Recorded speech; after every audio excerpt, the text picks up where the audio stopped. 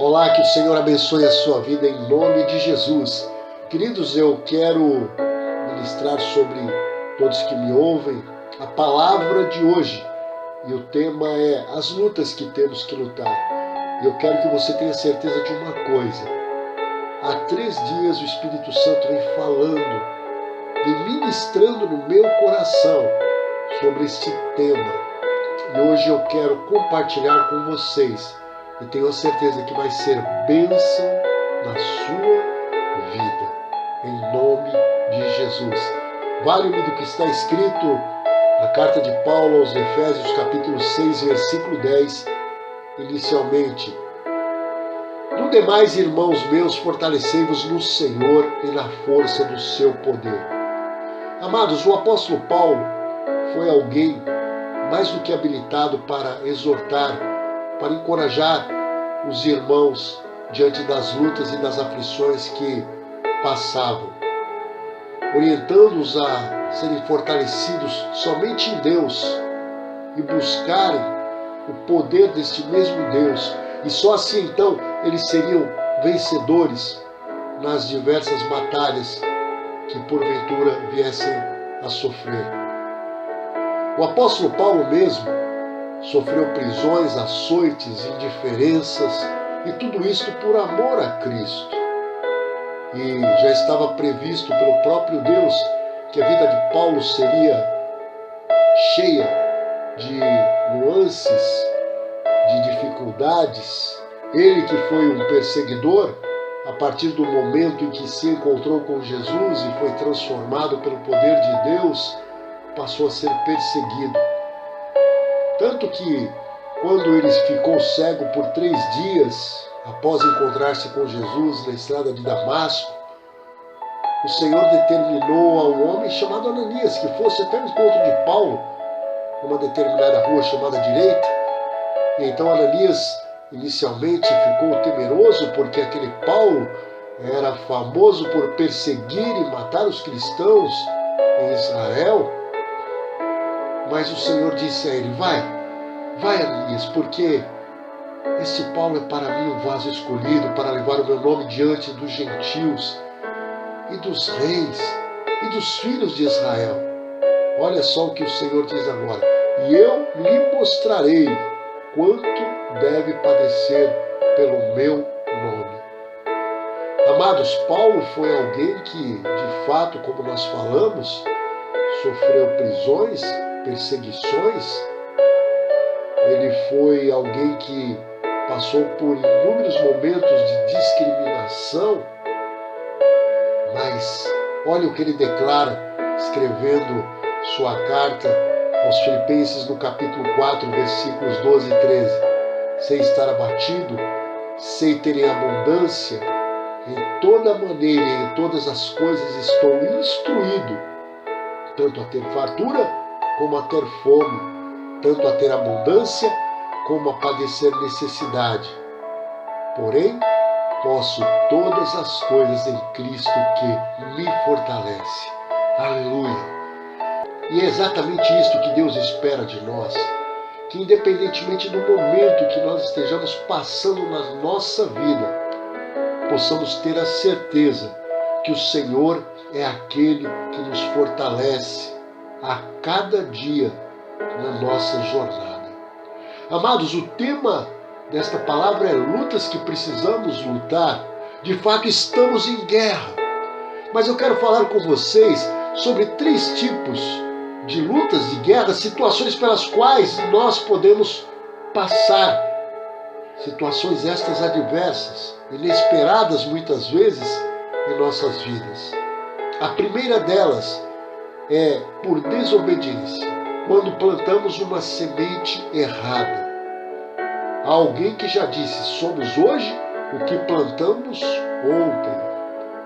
Amados, Gálatas capítulo 6, versículo 7, a palavra de Deus diz, não erreis, Deus não se deixa escarnecer, porque tudo o que o homem semear, isto também se fará. Deus, ele nos perdoa, mas há uma consequência natural nesta terra de uma semeadura que plantamos de forma errada. A segunda situação de luta é em decorrência da queda do homem pelo pecado original. Nós tínhamos uma vida determinada por Deus eterna. E a partir daquele momento em que o primeiro casal, Adão e Eva, erraram, foram destituídos da presença de Deus. E aí, todos os homens, todos os seres humanos, passaram então a ter uma vida limitada, passaram a sofrer enfermidades. E aí, a maldade foi se proliferando neste mundo, gerando problemas de relacionamento, onde as pessoas têm sido cada vez mais intolerantes. E as Escrituras já previam isto, lá em 2 Timóteo capítulo 3, versículos 2 e 3, que diz assim: e haverá homens amantes de si mesmos, avarentos, presunçosos, soberbos, blasfemos, desobedientes à pais, ingratos, profanos, sem afeto natural, irreconciliáveis, caluniadores, incontinentes, cruéis e sem amor para com os bons. E hoje nós podemos ver, mata-se por causa de um tênis. A maldade tem se proliferado. E a terceira situação das nossas lutas pelas quais passamos é porque servimos a Deus. Se você é um homem ou mulher que atende ao propósito de Deus por meio da sua vida nesta terra, saiba que você é alvo constante daquele a quem a Bíblia chama de ladrão, que vem para matar, roubar e destruir.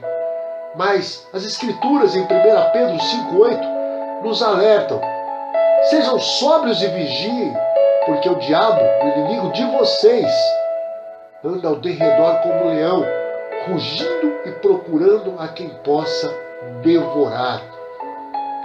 Amados, para toda ação que desprendemos nesta terra para Deus, tem uma reação no mundo espiritual, para o bem ou para o mal.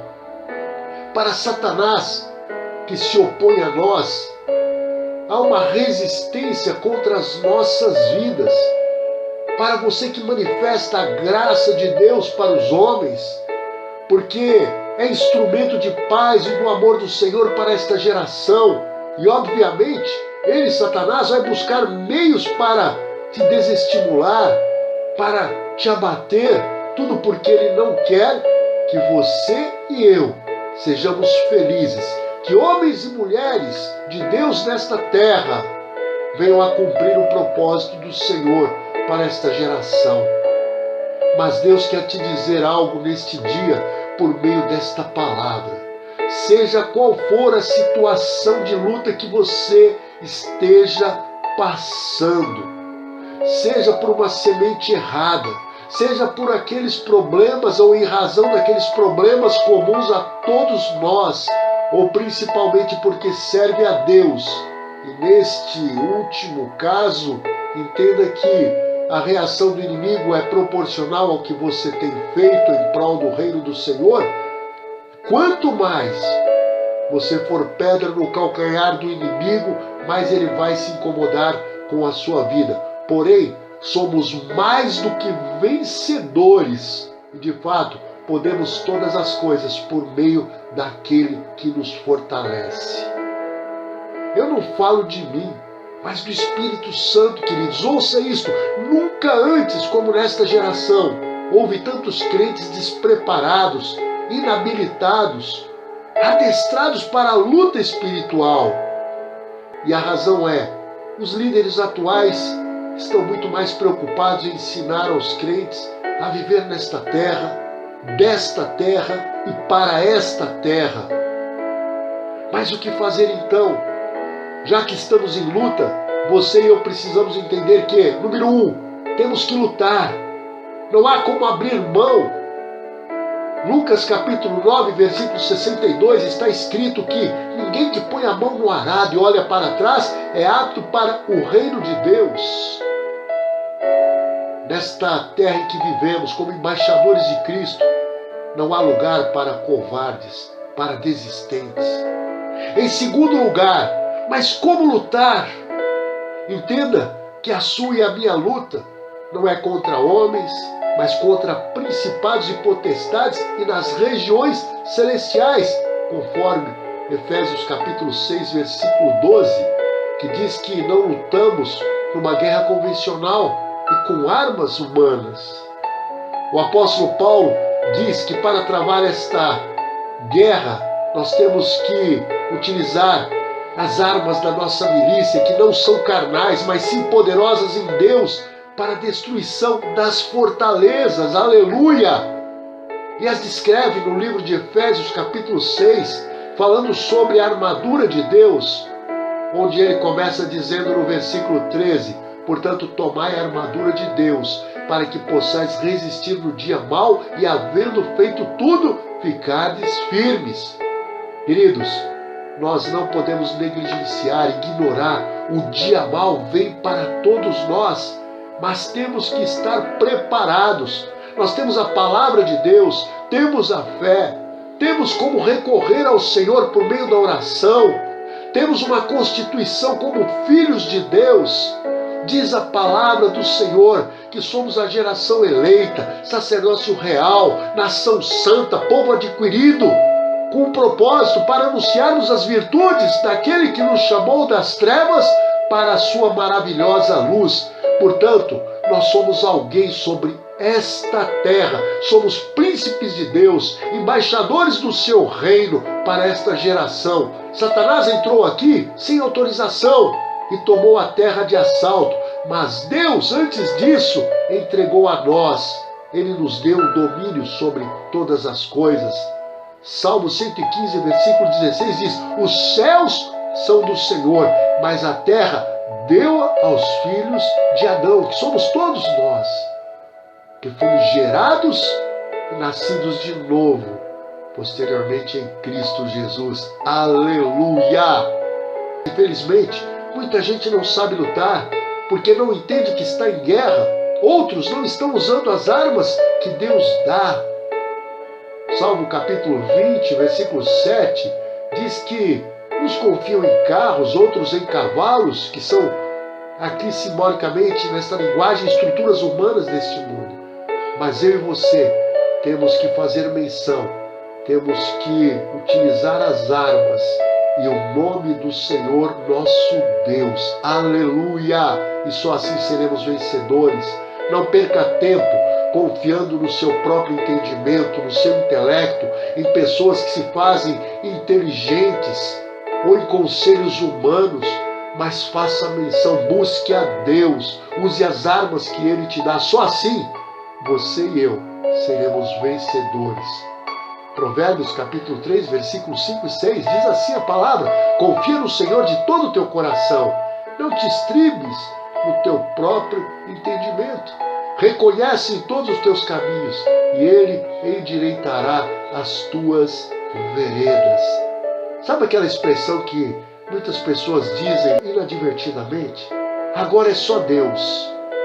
Esta, na realidade, tem que ser uma expressão em todos os momentos e em todas as ocasiões na nossa vida. Sempre Deus. Agora não, sempre Deus à frente na nossa vida. E assim sendo, queridos, o que Deus espera de nós que travamos esta luta? Romanos 12, 12.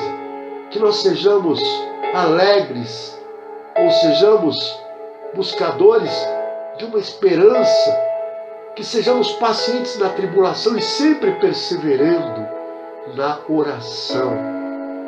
Mas como me manter firme e paciente em meio a esta guerra, você pode me perguntar. Lembre-se do que Deus já te falou. Lamentações de Jeremias capítulo 3, 21. Quero trazer à memória o que lhe pode dar esperança. Cuidado com aquilo que você diz por meio da sua boca. Eu não aguento mais. Chegou o fim da linha. Deus está longe de mim. Eu sou apenas alguém tão fraco. Não consigo vencer mais nada. Cuidado! Lembre-se do que o Senhor te deu por meio das suas promessas, da sua palavra, e traga a sua memória e declare, ouse profetizar no seu vale de ossos secos e gere vida. Aleluia! Amados, esta palavra que vem do coração de Deus, como eu já disse nesse dia, é para nos fortalecer, a mim e a você. Vai valer a pena a nossa luta. E eu encerro lendo para você a carta do apóstolo Paulo, 2 Coríntios capítulo 4, versículos 7 a 18. Temos, porém, este tesouro em vasos de barro, para que a excelência do poder seja de Deus e não de nós. Em tudo somos atribulados, mas não angustiados, perplexos, mas não desanimados, perseguidos, mas não desamparados, abatidos, mas não destruídos, trazendo sempre por toda a parte a mortificação do Senhor Jesus no nosso corpo, para que a vida de Jesus se manifeste também nos nossos corpos. E assim, nós que vivemos, estamos sempre entregues à morte por amor de Jesus, para que a vida de Jesus se manifeste também na nossa carne mortal. De maneira que em nós opera a morte, mas em vós a vida. E temos, portanto, o mesmo espírito de fé, como está escrito: cri, por isso falei. Nós também cremos, por isso também falamos, sabendo que o que ressuscitou o Senhor Jesus nos ressuscitará também por Jesus e nos apresentará convosco. Porque tudo isto é por amor de vós, para que a graça multiplicada por meio de muitos faça abundar a ação de graças para a glória de Deus. Por isso, não desfalecemos, mas ainda que o nosso homem exterior se corrompa, o interior, contudo, se renova de dia em dia. Amados, a nossa leve e momentânea tribulação, que ela possa produzir em nós um peso eterno de glória muito excelente. Não atente você pelas coisas que se veem, mas pelas que não se veem, porque as que se veem são temporais e as que se não veem são eternas. Nós estamos rumando para o céu. Portanto, continue firme. Vá buscando ao Senhor. Vá meditando na sua palavra. Vá declarando e gerando vida no vale de ossos secos, porque a sua luta e o seu deserto têm fim. Aleluia! Recebe esta palavra no seu coração e que Deus te fortaleça, entendendo que há muitos que estão lutando, mas juntos, em comunhão, a comunhão do corpo de Cristo, somos mais fortes. Que Deus te abençoe, em nome de Jesus. Tchau, tchau.